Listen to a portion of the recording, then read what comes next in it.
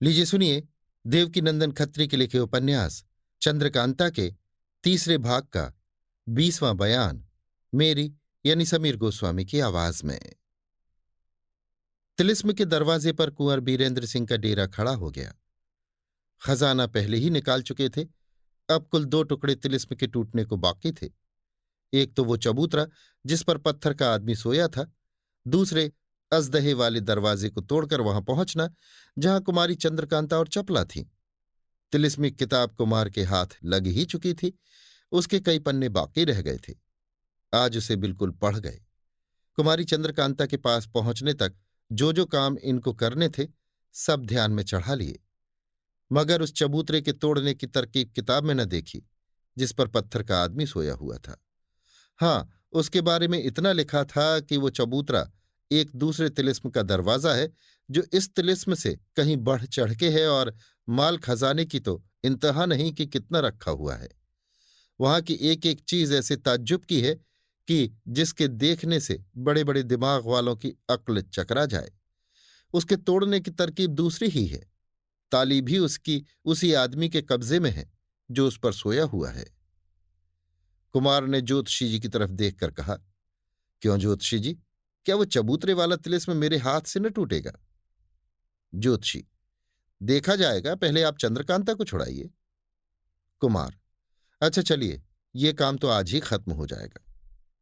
तीनों अय्यारों को साथ ले कुंवर बीरेंद्र सिंह उस तिलिस्म में घुसे। जो कुछ उस तिलिस्मी किताब में लिखा हुआ था खूब ख्याल कर लिया और उसी तरह काम करने लगे। खंडहर के अंदर जाकर उस मामूली दरवाजे को खोला। हम पहले ही लिख चुके हैं कि इसकी ताली तेज सिंह की सुपुर्द थी, जो उस पत्थर वाले चबूतरे के सिरहाने की तरफ था।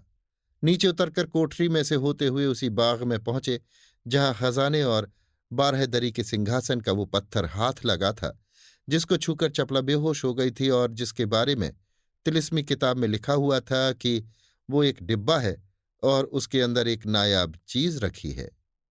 चारों आदमी नहर के रास्ते गोता मारकर उसी तरह बाग के उस पार हुए जिस तरह चपला उसके बाहर गई थी, और उसी तरह पहाड़ी के नीचे वाली नहर के किनारे किनारे चलते हुए उस छोटे से दालान में पहुंचे जिसमें वो अजदहा था जिसके मुंह में चपला घुसी थी। एक दीवार में आदमी के कद के बराबर काला पत्थर जड़ा हुआ था। कुमार ने उस पर जोर से लात मारी। साथ ही वो पत्थर पल्ले की तरह खुल के बगल में हो गया और नीचे उतरने की सीढ़ियां दिखाई पड़ी। मशाल बाल कर चारों आदमी नीचे उतरे। यहां उस अजदहे की बिल्कुल कारीगरी नजर पड़ी।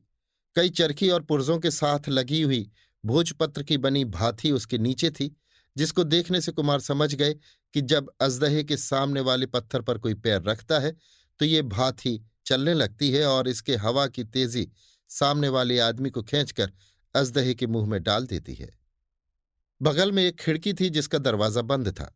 सामने ताली रखी हुई थी जिससे ताला खोलकर चारों आदमी उसके अंदर गए। यहां से वे लोग छत पर चढ़ गए जहां से गली की तरह एक खोह दिखाई पड़ी। किताब से पहले ही मालूम हो चुका था कि यही खोह की सी गली उस दालान में जाने के लिए राह है जहां चपला और चंद्रकांता बेबस पड़ी हैं। अब कुमारी चंद्रकांता से मुलाकात होगी, इस ख्याल से कुमार का जी धड़कने लगा। चपला की मोहब्बत ने तेज सिंह के पैर हिला दिए। खुशी खुशी ये लोग आगे बढ़े। कुमार सोचते जाते थे कि आज जैसी निराली कुमारी चंद्रकांता से मुलाकात होगी वैसी पहले कभी न हुई थी। मैं अपने हाथों से उसके बाल सुलझाऊंगा, अपनी चादर से उसके बदन की गर्द झाड़ूंगा। हाय, बड़ी भारी भूल हो गई। वो फटे कपड़ों में कैसी दुखी होगी। मैं उसके लिए कोई कपड़ा नहीं लाया, इसलिए वो जरूर खफा होगी और मुझे खुद गर्ज समझेगी। नहीं नहीं, वो कभी रंज न होगी। उसको मुझसे बड़ी मोहब्बत है, देखते ही खुश हो जाएगी। कपड़े का कुछ ख्याल न करेगी। हाँ, खूब याद पड़ा। मैं अपनी चादर अपनी कमर में लपेट लूंगा और अपनी धोती उसे पहनाऊंगा। इस वक्त का काम चल जाएगा। चौंक कर, ये क्या? सामने कई आदमियों के पैरों की चाप सुनाई पड़ती है। शायद मेरा आना मालूम करके चंद्रकांता और चपला आगे से मिलने को चली आ रही हैं। नहीं नहीं, उनको क्या मालूम कि मैं यहां आ पहुंचा। ऐसी ऐसी बातें सोचते धीरे धीरे कुमार बढ़ रहे थे कि इतने में ही आगे 2 भेड़ियों के लड़ने और गुर्राने की आवाज आई, जिसे सुनते ही कुमार के पैर दो दो मन के हो गए। तेज सिंह की तरफ देखकर कुछ कहा चाहते थे, मगर मुंह से आवाज न निकली। चलते चलते उस दालान में पहुंचे जहां नीचे खोह के अंदर से कुमारी और चपला को बैठे देखा था। पूरी उम्मीद थी कि कुमारी चंद्रकांता और चपला को यहां देखेंगे, मगर वे कहीं नजर न आई। हाँ, जमीन पर पड़ी दो लाशें जरूर दिखाई दीं, जिनमें मांस बहुत कम था। सिर से पैर तक नुची हड्डियां दिखाई देती थीं। चेहरे किसी के भी दुरुस्त न थे। इस वक्त कुमार की कैसी दशा थी वे ही जानते होंगे। पागलों की सी सूरत हो गई। चिल्लाकर रोने और बकने लगे, हाय चंद्रकांता, तुझे कौन ले गया? नहीं, ले नहीं बल्कि मार गया। जरूर इन्हीं भेड़ियों ने तुझे मुझसे जुदा किया, जिनकी आवाज यहां पहुंचने के पहले मैंने सुनी थी। हाय, वो भेड़िया बड़ा ही बेवकूफ था जो उसने तेरे खाने में जल्दी की। उसके लिए तो मैं पहुंच ही गया था। मेरा खून पीकर वो बहुत खुश होता, क्योंकि इसमें मोहब्बत की मिठास भरी हुई है। तेरे में क्या बचा था? सूख के पहले ही कांटा हो रही थी। मगर क्या सचमुच तुझे भेड़िया खा गया, या मैं भूलता हूं? क्या ये दूसरी जगह तो नहीं है? नहीं नहीं, वो सामने दुष्ट शिवदत्त बैठा है। हाय, अब मैं जीकर क्या करूंगा? मेरी जिंदगी किस काम आवेगी? मैं कौन मुंह लेकर महाराज जयसिंह के सामने जाऊंगा? जल्दी मत करो, धीरे धीरे चलो। मैं भी आता हूं, तुम्हारा साथ मरने पर भी न छोड़ूंगा। आज नौगढ़, विजयगढ़ और चुनारगढ़ तीनों राज्य ठिकाने लग गए। मैं तो तुम्हारे पास आता ही हूं। मेरे साथ ही और कई आदमी आवेंगे जो तुम्हारी खिदमत के लिए बहुत होंगे। हाय, इस सत्यानाशी तिलिस्म ने, इस दुष्ट शिवदत्त ने, इन भेड़ियों ने आज बड़े बड़े दिलावरों को खाक में मिला दिया। बस हो गया, दुनिया इतनी ही बड़ी थी, अब खत्म हो गई। हाँ हाँ, दौड़ी क्यों जाती हो? लो, मैं भी आ गया। इतना कह और पहाड़ी के नीचे की तरफ देख कुमार कूद के अपनी जान दिया ही चाहते थे, और तीनों अय्यार सन्न खड़े देख ही रहे थे कि एकाएक भारी आवाज के साथ दालान के एक तरफ की दीवार फट गई और उसमें से एक वृद्ध महापुरुष ने निकलकर कुमार का हाथ पकड़ लिया। कुमार ने फिरकर देखा। लगभग 80 वर्ष की उम्र, लंबी लंबी सफेद रुई की तरह दाढ़ी नाभि तक आई हुई, सिर की लंबी जटा जमीन तक लटकती हुई, तमाम बदन में भस्म लगाए, लाल और बड़ी बड़ी आंखें निकाले, दाहिने हाथ में त्रिशूल उठाए, बाएं हाथ से कुमार को थामे, गुस्से से बदन कपाते तामसी रूप शिवजी की तरह दिखाई पड़े, जिन्होंने कड़क के आवाज दी और कहा, खबरदार जो किसी को विधवा करेगा। ये आवाज इस जोर की थी कि सारा मकान दहल उठा। तीनों अय्यारों के कलेजे कांप उठे। कुंवर बीरेंद्र सिंह का बिगड़ा हुआ दिमाग फिर ठिकाने आ गया।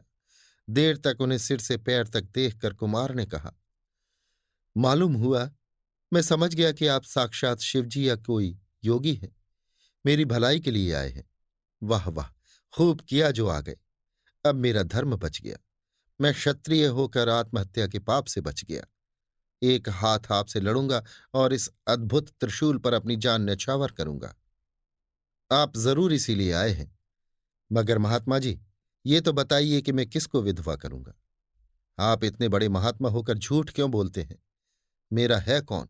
मैंने किसके साथ शादी की है? हाय, कहीं ये बात कुमारी सुनती तो उसको जरूर यकीन हो जाता कि ऐसे महात्मा की बात भला कौन काट सकता है।